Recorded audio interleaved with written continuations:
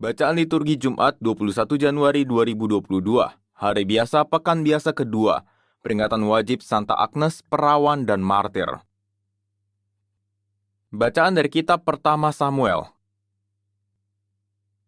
Pada suatu hari, Saul mengambil 3.000 orang pilihan dari seluruh orang Israel, lalu pergi mencari Daud dan orang-orangnya di gunung batu kambing hutan.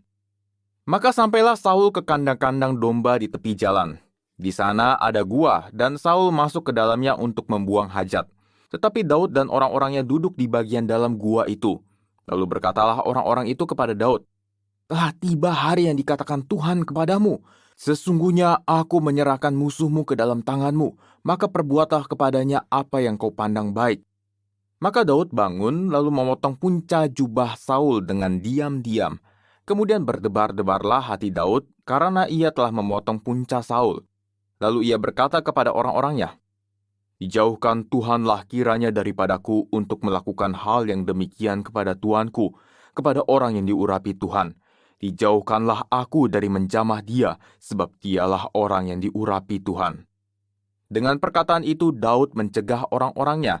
Ia tidak mengizinkan mereka bangkit menyerang Saul. Sementara itu Saul bangun meninggalkan gua, hendak melanjutkan perjalanannya. Maka bangunlah Daud, ia keluar dari dalam gua itu dan berseru kepada Saul dari belakang. Katanya, "Tuanku Raja." Saul menoleh ke belakang. Maka Daud berlutut dengan mukanya ke tanah dan sujud menyembah. Lalu berkatalah ia kepada Saul, "Mengapa engkau percaya akan perkataan orang-orang yang mengatakan, sesungguhnya Daud mengikhtiarkan celakamu? Ketahuilah, pada hari ini tuanku sendiri melihat bahwa hari ini Allah menyerahkan engkau ke dalam tanganku dalam gua itu. Ada orang yang menyuruh aku membunuh engkau, tetapi aku merasa sayang kepadamu karena pikirku, aku tidak akan menjamah tuanku itu, sebab dialah orang yang diurapi Tuhan. Lihatlah ini Bapakku, lihatlah punca jubahmu dalam tanganku.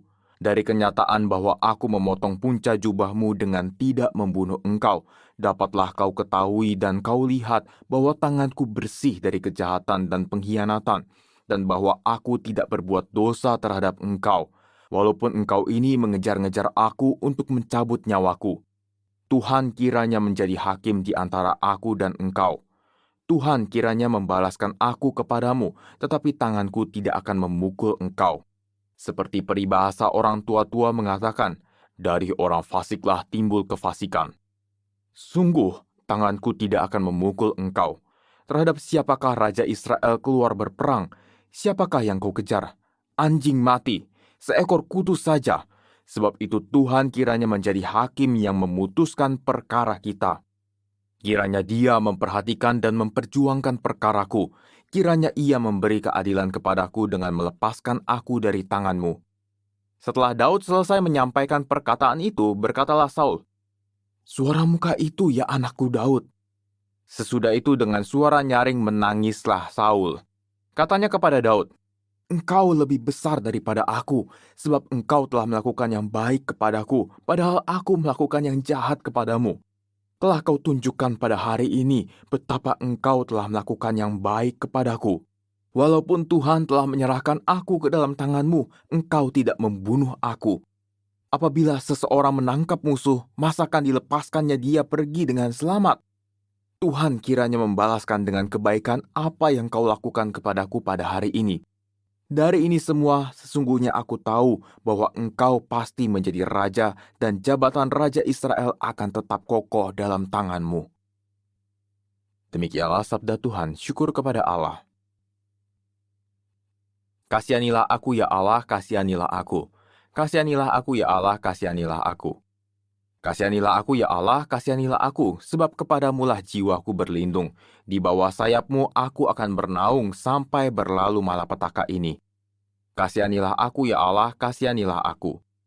Aku berseru kepada Allah yang maha tinggi, kepada Allah yang mengerjakan segalanya bagiku. Kiranya ia mengirim utusan dari sorga dan menyelamatkan daku, mencegah orang-orang yang menganiaya aku. Semoga Allah mengirim kasih setia dan kebenarannya. Kasihanilah aku ya Allah, kasihanilah aku. Bangkitlah mengatasi langit ya Allah, biarlah kemuliaan-Mu mengatasi seluruh bumi, sebab kasih setiamu menjulang setinggi langit dan kebenaran-Mu setinggi awan gemawan. Kasihanilah aku ya Allah, kasihanilah aku. Haleluya, haleluya, haleluya. Dalam Kristus Allah mendamaikan dunia dengan dirinya dan mempercayakan warta perdamaian kepada kita. Haleluya, haleluya, haleluya. Inilah Injil suci menurut Markus, dimuliakanlah Tuhan. Pada suatu hari, Yesus naik ke atas bukit. Ia memanggil orang-orang yang dikehendakinya dan mereka pun datang kepadanya. Ia menetapkan 12 rasul untuk menyertai dia, untuk diutusnya memberitakan Injil dan untuk menerima dari dia kuasa mengusir setan. Ke-12 orang yang ditetapkannya itu ialah Simon yang diberinya nama Petrus, Yakobus anak Zebedeus dan Yohanes saudaranya, yang keduanya ia diberi nama Boanerges, yang berarti anak-anak guru. Selanjutnya Andreas, Filipus, Bartolomeus, Matius, Thomas, Yakobus anak Alfeus, Tadeus, Simon orang Zelot, dan Yudas Iskariot yang mengkhianati dia. Demikianlah sabda Tuhan, terpujilah Kristus.